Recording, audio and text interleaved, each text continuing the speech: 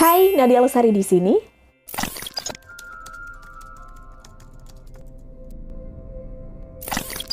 Thanks for clicking this video and selamat datang buat para subscribers baruku. Terima kasih sudah subscribe dan sekarang subscribersnya sih udah mau ke 1.9k. Jadi it's road to 2k subscribers.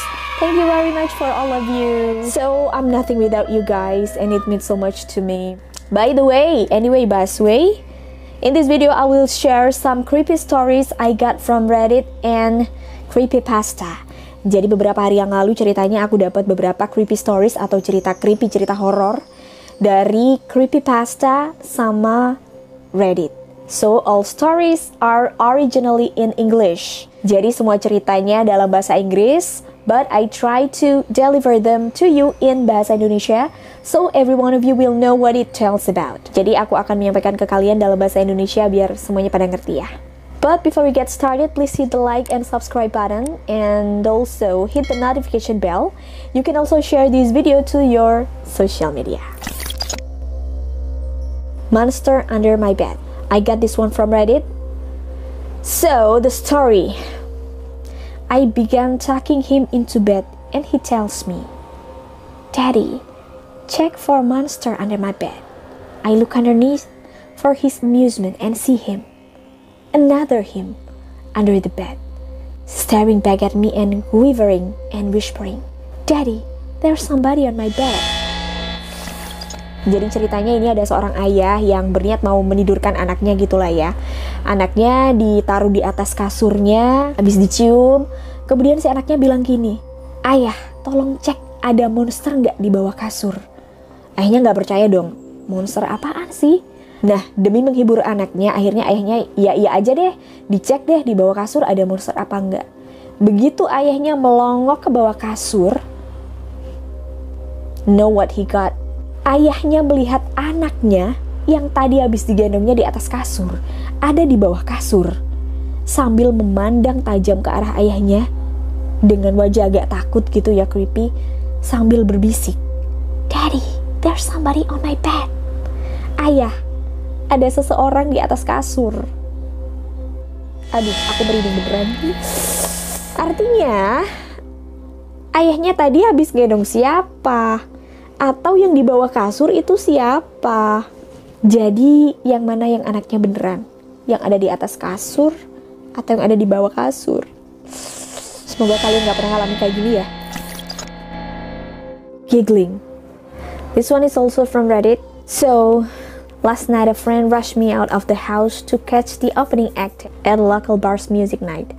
After a few drinks, I realized my phone wasn't in my pocket.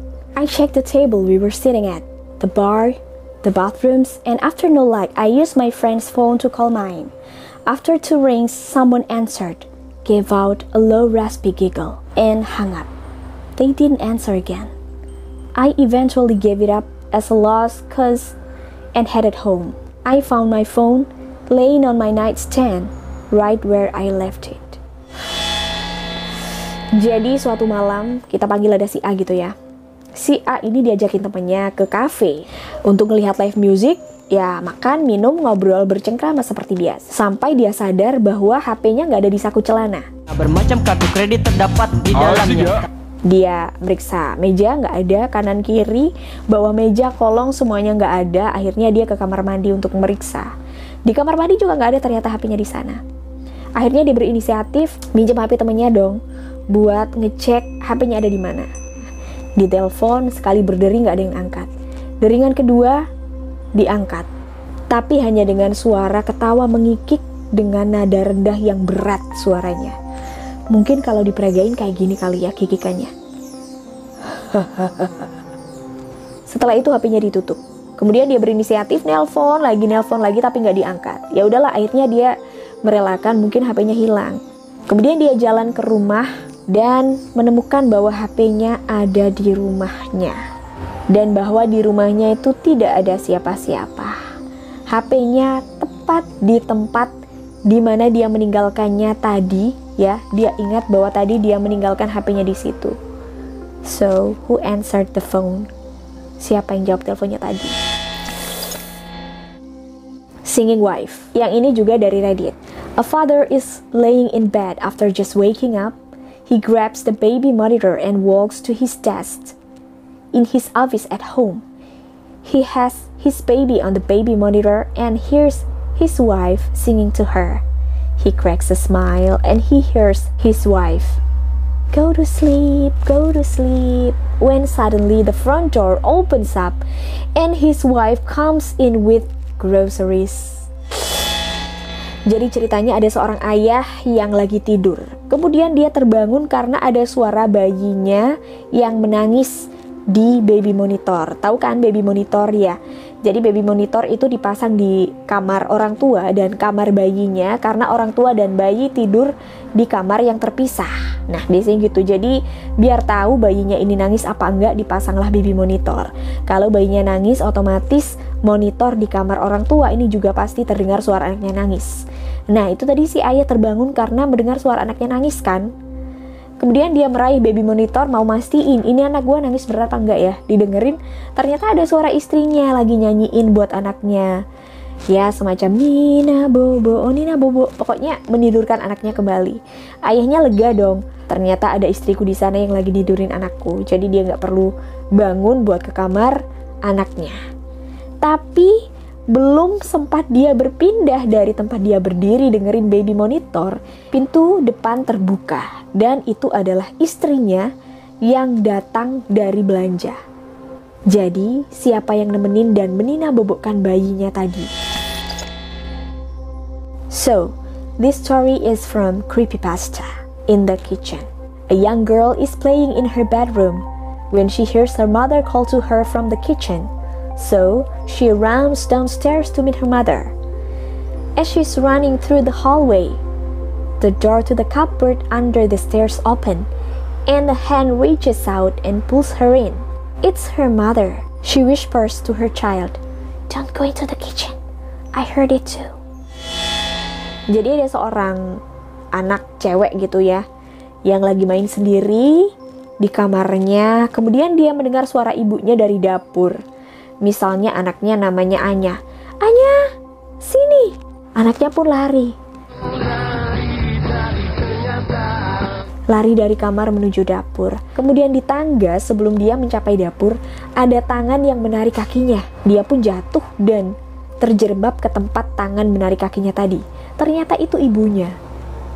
Dan ibunya bilang gini, "Jangan ke dapur, aku juga dengar suara itu." Jadi, siapa yang memanggil dari dapur? Atau justru ibu yang menarik kakinya ini, ibunya beneran apa bukan? The last story is from Creepypasta. All I saw was red. I check into small hotel a few kilometers from Kiev. It is late, I'm tired. I tell woman at desk, I want a room. She tells me, room number and give key. But one more thing, comrade. There is one room without number and always locked.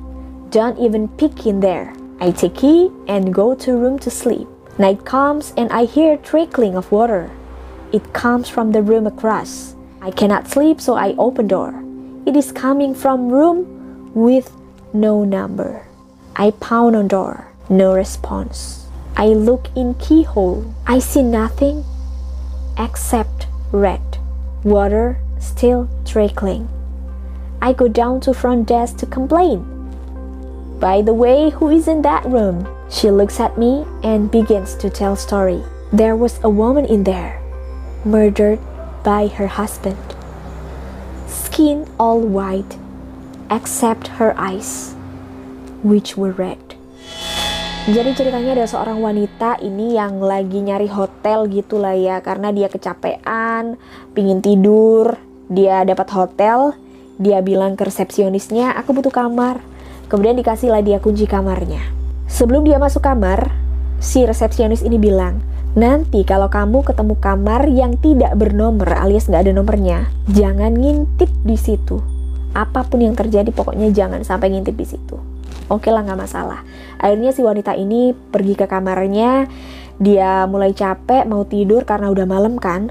Tapi begitu mau tidur kayak kedenger suara air menetes gitu ya, kayak kalau keran dibuka netes dikit-dikit gitu. Itu suaranya kayak berisik banget gitu, sampai akhirnya dia nggak tahan, dia pergilah cari sumber suara itu, buka kamar dan mendengar bahwa kayaknya suara air netes itu ada dari kamar depan deh asal suaranya. Lalu dia pun lihat ke kamar depan. Ah, ini dia kamar yang tanpa nomor. Ya udahlah, karena suaranya berisik banget, dia nekat aja ke kamar itu, diketuklah pintunya. Tidak ada respon sama sekali. Akhirnya dia pun mengintip dari lubang kunci. Ketika dia mengintip, yang dia lihat hanya warna merah seluruhnya. Tapi suara air netes masih aja terdengar di situ. Ya udahlah, akhirnya dia komplain ke bawah, ke resepsionis tadi. Dia bilang seperti ini. Sebenarnya siapa sih yang ada di kamar itu? Ada suara air netes, tapi ketika aku ketuk nggak ada orang. Lalu waktu aku intip di lubang kunci hanya ada warna merah. And the creepy story is here. Resepsionisnya bilang, dulu di situ ada seorang wanita yang meninggal karena dibunuh oleh suaminya. Semua kulitnya berwarna putih, kecuali matanya yang berwarna merah. Jadi intinya ketika wanita itu melihat ke lubang kunci, dia juga sedang dilihatin sama makhluk itu. Jadi mereka ini lagi lihat-lihatan, gengs. Bayangin aja kalau kamu berhadapan sama makhluk halus gitu ya, lihat-lihatan ada pada depan. Gimana perasaanmu? Okay, that's it for today. Thanks for clicking this video and watching till the end. I'll see you next time in another story. Bye!